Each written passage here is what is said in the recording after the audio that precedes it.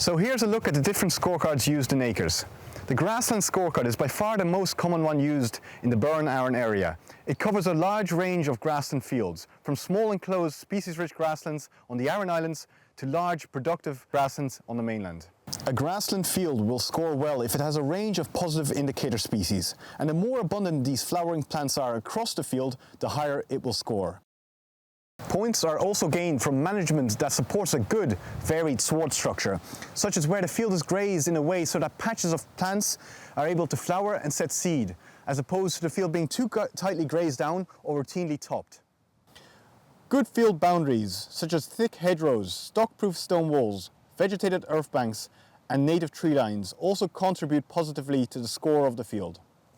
The Winterage scorecard is the second most common one used, and covers much of the limestone-dominated high burn area. A winterage field will score well if it's thoroughly grazed out in winter, as this is the prime driver for the flora to bloom again fully the following spring and summer. Some stronger winterages will also benefit from a light summer graze, especially where there's purple moorgrass present.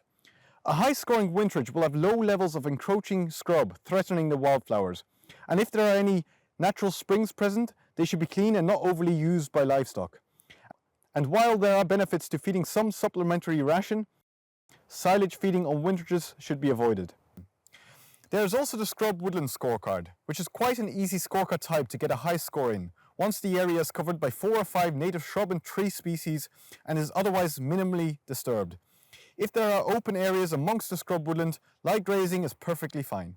The rough grazing scorecard generally favours more rushy fields and turlock areas. Grazing these fields in a way so that some tussocks and flowering plants remain throughout the field can benefit the score greatly, while retaining any mature scrub and having good field boundaries helps achieve a high score. There are a number of other more localised scorecards used in the Burren Aran area, including the Peatland, Chough, Coastal and Breeding Wader. This is just a broad overview of the scorecards and the scoring system. No two fields are the same, and we hope the scorecards fairly reflect this. It's important to balance production with biodiversity on the farm. After scoring, your farm advisor may be able to show you which fields have the greatest biodiversity potential, often being the less productive ones. So in those less productive fields, rather than managing for more grass, it may be more financially beneficial for you to manage them for their biodiversity value, and so as to get a higher score and thus a higher payment that way. Any management advice given should be specific to your farm and to your fields. Your local CP team and your farm advisor are here to help you manage the biodiversity on your farm in a way that best benefits you and the local environment.